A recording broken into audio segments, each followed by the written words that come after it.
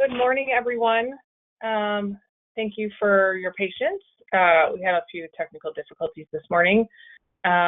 Checking to make sure that my audio works can my co-presenter let me know that my audio is working? Yes. Okay, beautiful. All right. Well, good morning, everyone. We are going to start off our June Federal Coffee Chat, giving you an overview of the current political climate in Washington, D.C. So I'm going to turn that over to Cassandra Kubal with Tory Advisory Group to give you a little bit of a lay of the land of what's happening. Awesome. Thanks, Karen, and good to be back. It's been a few months since I've been able to join a coffee chat, so always a pleasure. So we're almost halfway through 2025, almost hard to believe, but we don't probably want to be thinking about it in terms of what's been happening or not happening here in DC, because we feel the clock ticking for the remainder of the year.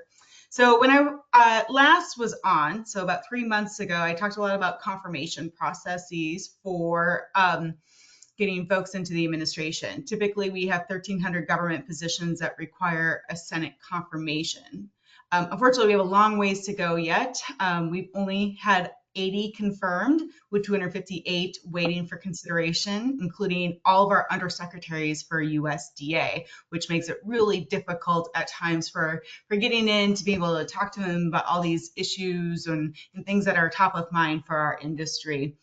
And then there's just 350, over 300, not 350, positions that don't even have a nominee from the administration. So nobody even identified officially. So for instance, agriculture negotiator at USTR is an example of that. Several factors play into this, of course. The administration paperwork is moving very slowly. It's not a fun process to go through, as I've spoken to those who have to do it. Senate is also simply moving slowly. It's not easy to get that 2/3 vote out of the Senate. Also, just not a major rush by the administration, which kind of falls under the larger government efficiency, reducing numbers, things like that. So that just gives you a little taste of where we are for filling those positions that are more really important for us when we, as EDGE, go to the Hill, go to the administration to share our policy positions. Speaking about talking with the administration and things like that, executive orders still remain hot. To date, we have over 160 executive orders that have been administered by this administration.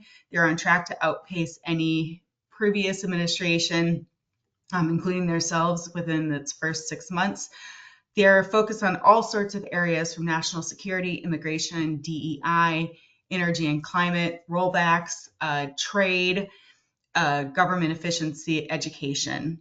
Some of these are really testing the authorities out there that have been granted, whether to administration or by way of what Congress has set forth. So we're seeing a fair amount of litigation really perk up across the nation that will eventually make its way in. I know a number of them are actually getting likely expedited to the Supreme Court.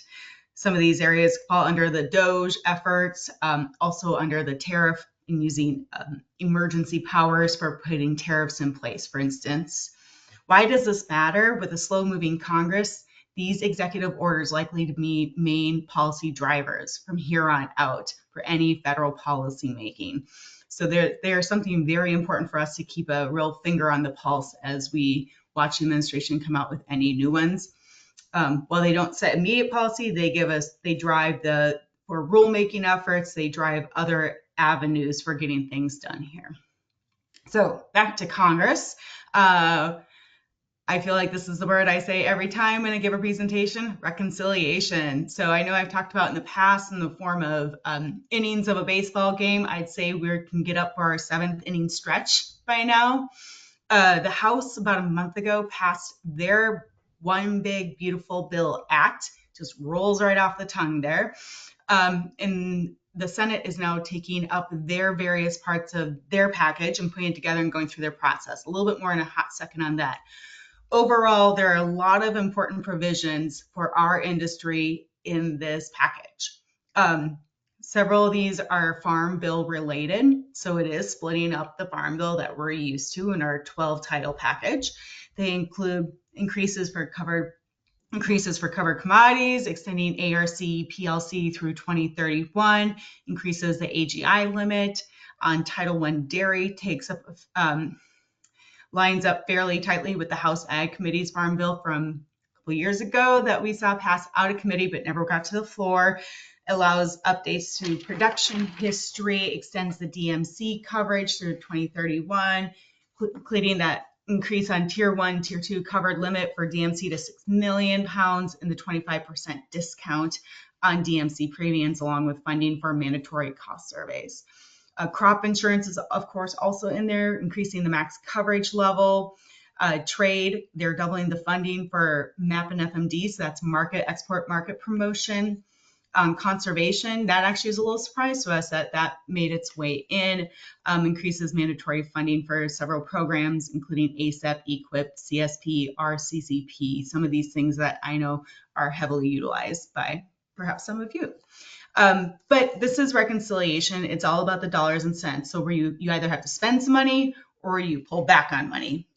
So as you can probably here understand, a lot of these areas that I just covered is about spending more. Where we need to pull back is in other areas, and one of the areas they found under, and to no surprise, the Farm Bill, because it does cover the bulk of the majority of the Farm Bill expense pie, is the SNAP program, the Supplemental Nutrition Assistance Program.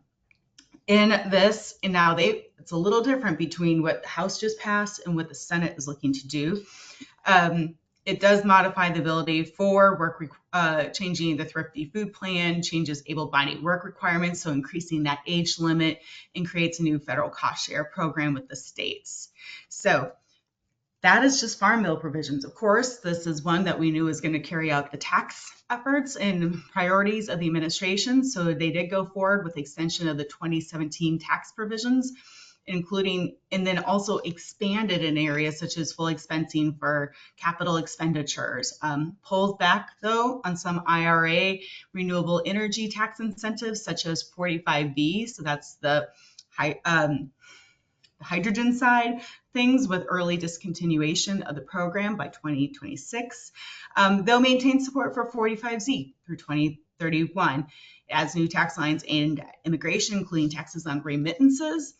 And a few differences there are between the House and Senate would be on some of the areas of where things land, tightening back. I want to be mindful of time. So I know more details have been shared out by EDGE, and as this progresses, they certainly will send out more updates on where we land on this. Because again, we're just in the 7th inning. There is much more ball to go, because in the Senate, they don't go through markup. Rather, they have a thing called the Byrd Rule. And because I was just talking about, this is all about expensing, this is about the dollar signs. So what they are going through at this very moment is the parliamentarian, who's a very popular person right now, has to listen to any argument of why a provision should not be in because it's considered extraneous. It's making new law or something.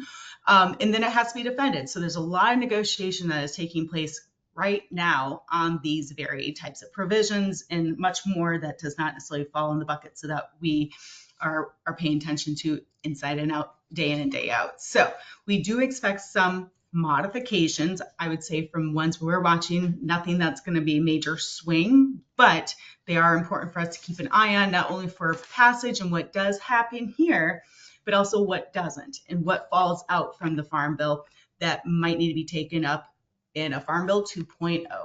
So what do we have left? And that's where I'm saying that clock is ticking, because the reconciliation is taking up a lot of the energy. We have appropriations, the keeping the lights on government funding, FY26 process going. But I've already gotten word from Capitol Hill, there's a great likelihood that we might go through just another continuing resolution, so extending off of previous. We are living under one of those already for FY25 off of FY24. So it very well could happen, even though they are going through the motions of reconsidering what they need to do for FY26. Gets a little confusing.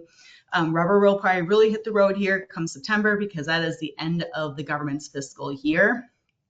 And that too is when end of the extension of our Farm Bill also. So September is going to be a heck of a month for us. And then you also have some other must-pass legislation too that's going to take up the energy, such as the National Defense Authorization Act.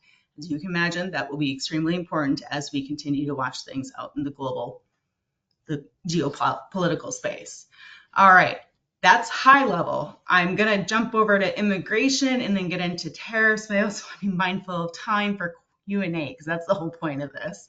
So on the immigration side, it's gotten really hot here over the last week in particular. You got the bigger picture stuff that is on protests that are taking place across the nation.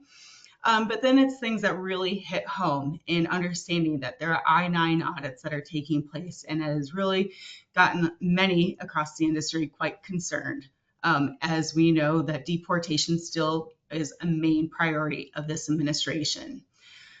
We are elated to see some positive remarks out of the president once again during a press briefing last week when he said that an executive order regarding migrant farm workers is coming soon. Put that little air quotes, followed up with a Truth Social post kind of also alluding to that, but nothing official. Though then we got word or reporting that ICE had put out a memo by way of email to their offices saying to pull back as it relates to raids with farms and on certain other areas such as meat packing. And then over the weekend, the tone started to shift a bit. And this is there are divisions within the White House in particular on what they should and should not be doing in this area. So therefore, we saw on Monday media reporting out that ICE officials shared with agency staff that calls agents must continue to conduct immigration raids at agricultural businesses, hotels, and restaurants. So there's a little bit of flip-flopping around here and not knowing where that focus is. The latest coming out was yesterday. White House border czar Tom Homan, who's going to be on a little bit more of that stricter side and who has this is his focus, said the administration will continue to conduct immigration raids at work sites, which we know that is also popping up more heavily, including farms and hotels, but that criminals will be prioritized. So it's shifting it back to the criminal activity side of it. I wouldn't say it's a full sigh of relief. There's still requests out there to get into for instance, the Agriculture Workforce Coalition. Executive team sent a note to the administration, White House, Department of Labor, USDA, and DHS seeking a meeting to speak through these issues, these concerns, and what can we do to ensure our support for a legal workforce and what is needed to ensure a legal workforce. So we have a lot of that. I think the silver lining, as I've shared with Edge folks more recently, is the fact that I do think this calls attention much more to our needs, and I'm hoping that it will wake Congress up, who has not really done much for recognizing these needs, for being able to allow in legally a greater workforce that is definitely needed here in the United States for entry-level work that we just do not have domestically supplied. So there's a lot of things happening in that space. There's not a lot of legislation to be able to point to at this moment that will successfully get us there, but I do think it is a shift in where we've been, which has been pretty quiet for a long time on this. And my hope is that that can really shift things into a higher gear for doing something with Congress. One last thing, as I said, was going to be on the trade side. That is a heck of a busy time right now. We've had a couple of announcements. One with the United Kingdom. We've started to really broker out a framework for a deal that we hope will include some additional market access. You may have seen in the news that would include things for beef, U.S. beef, and ethanol.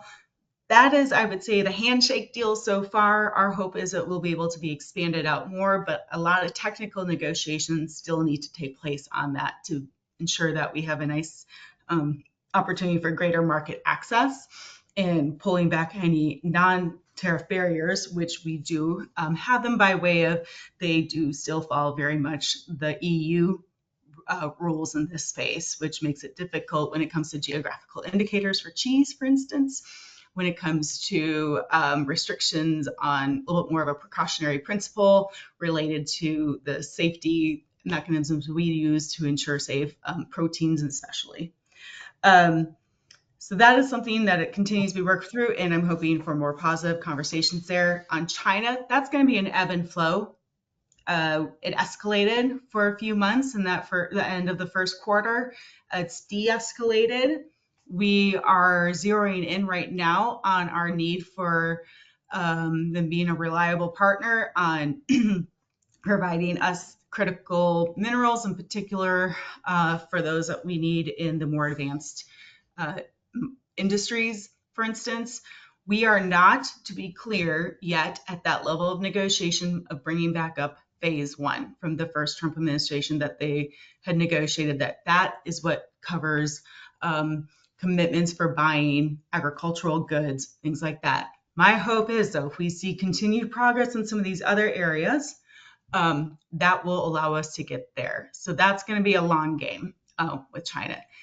In the short term, though, we are working on reciprocal deals with over 36 countries right now. That is coming off that you might hear of a July 9th deadline. It's self-imposed.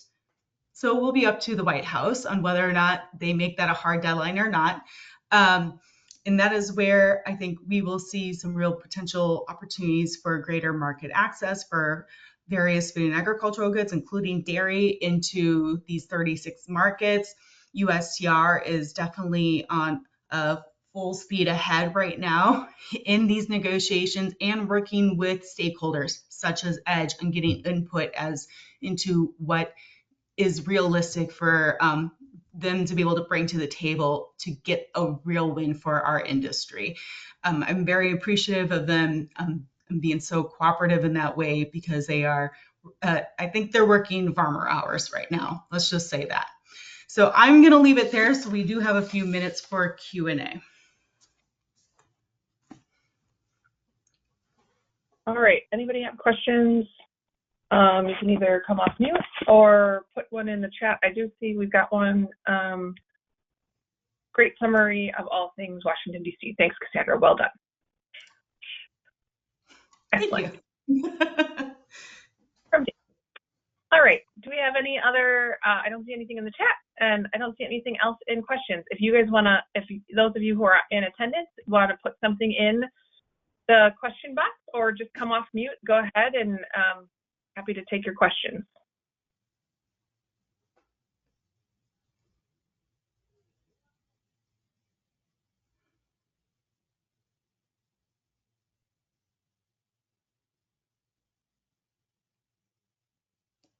Maybe It doesn't look like.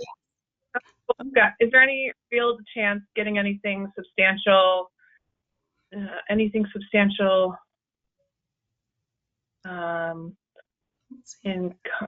It's done in Congress. It really seems like they aren't doing anything. Yeah, their batting average is not so great. I think the theme we've seen, not only with the 119th Congress, but the two previous sessions, congressional sessions, is what they do get done will be these large omnibus, so big packages of things. The little one-off bills to date, I think they're now at 17 bills passed and signed by the president, of which 2/3 of them are what we call Congressional Review Act. They are pulling back certain regulations by a previous administration, which is not abnormal of a process to do when you have a change in party in the White House. And they were heavily focused on energy, things such as you may have seen in the news about appliances, restrictions there on that energy and climate related. The other ones have been more so focused on things like just even the continuing resolution to keep the government funded through September. So that is my way of saying, if they do get things passed, it's going to be in these big packages. So for anything that we think about needing to get passed through, it would need to be tagged onto something bigger than a standalone bill. So that's where we get reconciliation done, which that has its restrictions because it can be only financially focused. We're just going to say it that way, the dollars and cents. But then what's left a skinny Farm Bill 2.0, that would be the avenue we look for. Anything else that's going to be whether finishing up the rest of those titles that were not already covered, which would be like reauthorization of the dairy forward pricing program. I always hope I say that right. Sorry. Because that's a reauthorization of it. That would have to come by way of that, for instance. It just wouldn't be on its own.